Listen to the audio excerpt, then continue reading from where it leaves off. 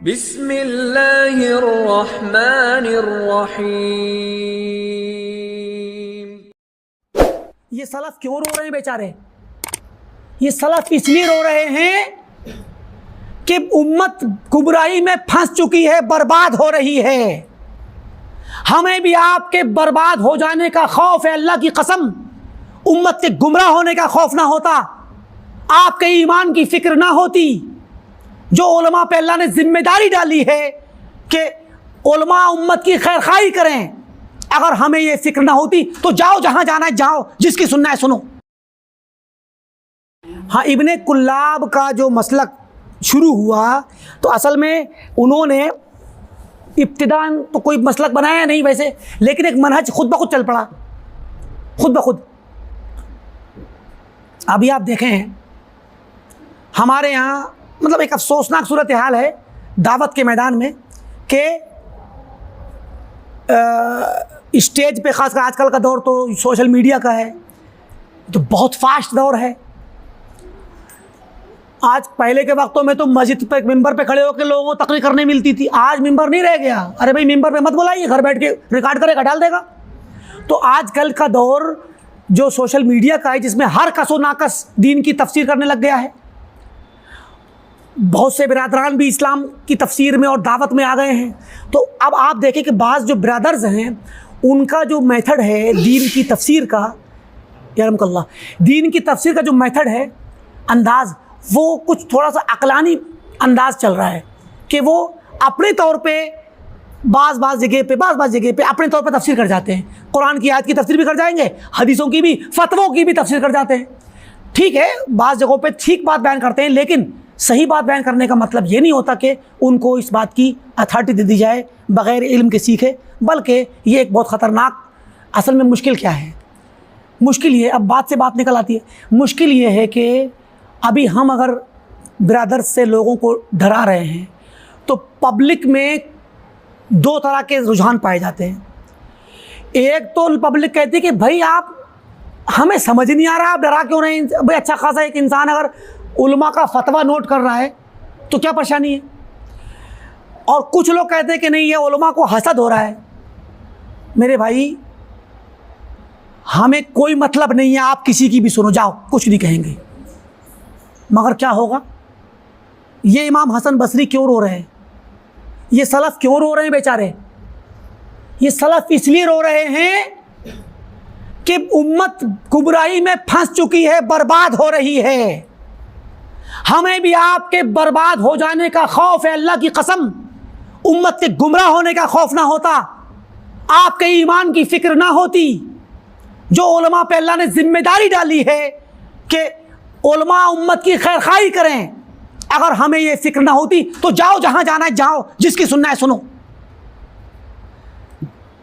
یہ برادران اگر آپ کو ان کے پیچھے چلیں گے، اگر انہوں نے کوئی ایسی بات کبھی کہہ دی، کیونکہ ان کے پاس اصالت نہیں ہے، ان کے پاس علم نہیں، ان کے پاس اصول نہیں، انہوں نے علماء سے تربیت نہیں لی، تو جب ان کی بات کو آپ سنیں گے تو ٹھیک ہے، 100 باتوں میں سے 98 صحیح کہیں گے، 99 صحیح کہیں گے، کیونکہ وہ علماء ہی کی نوٹ کریں گے۔ مثلا ایک بات بھی غلط کر دی اتفاق سے، اور وہی بات آپ کے دین کو، ایمان کو تباہ کر دے، تو اس کے ذمہ دار آپ خود ہی ہوں گے۔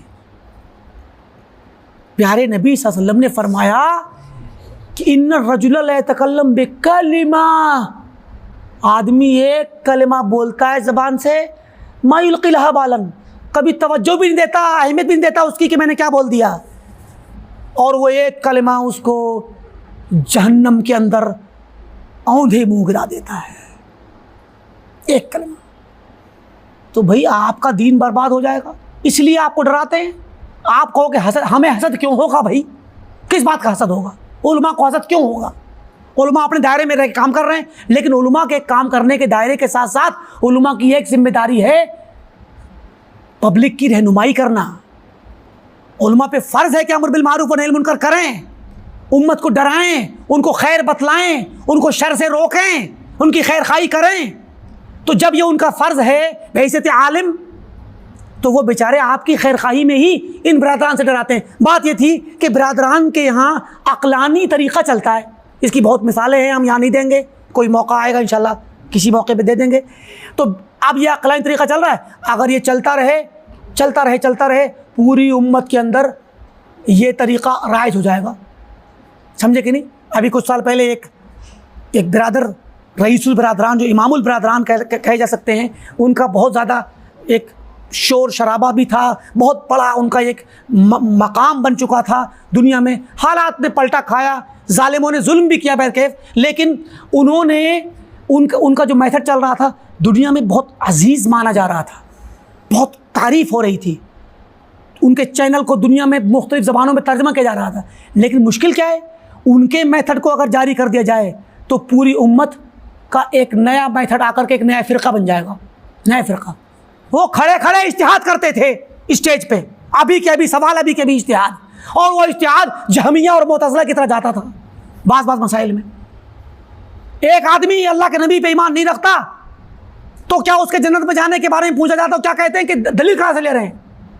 ان اللہ لا یغفر ان یشرک بہ, کہ اللہ تعالیٰ نے تو یہ فرمایا ہے کہ اللہ تعالیٰ بخشے گا نہیں اس انسان کو جو شرک کرے گا, شرک کے علاوہ سب کچھ بخش سکتا ہے. تو یہ آدمی شرک نہیں کر رہا ہے, صرف رسالت کا تو انکار کر رہا ہے. سبحان اللہ, اس کو کیا کہا جائے گا؟ سر پکڑو اور دیوار میں مارو اپنا, جب عقل کام ہی نہیں کر رہی ہے تو. ارے بھائی, جو آدمی اللہ کے نبی پر ایمان نہیں رکھ رہا وہ کافر ہے, اور مشرک بھی کافر ہے. شرک کو اللہ معاف نہیں کرے گا تو کفر کو معاف کر دے گا؟ آپ دیکھیں یہ اجتہاد کہاں ہو رہا ہے, آن دا اسپاٹ, وہیں کے وہیں کھڑے. تو جب اگر اس ہر کام میں اللہ کی بہتری ہوتی ہے, ان کے حالات جو بھی بنے, جیسا بھی ظالموں نے ظلم کیا, کچھ بھی کیا, مگر اس میں بھی اللہ تعالیٰ کی بہتری ہے. ورنہ وہ ان کا منہج اور میتھڈ ایک عام آدمی سننے کو راضی ہی نہیں ہے, ان کے خلاف ایک لفظ بھی. ایسے لوگ موجود ہیں جبکہ ان کے اس میتھڈ سے ان کی زندگی تباہ ہو رہی ہے اور ان کو نہیں پتا. عقیدے کا ایک غلط تصور دماغ میں بیٹھ جائے, پوری زندگی پورا ایمان تباہ کر دے گا, بندے کو معلوم ہی نہیں.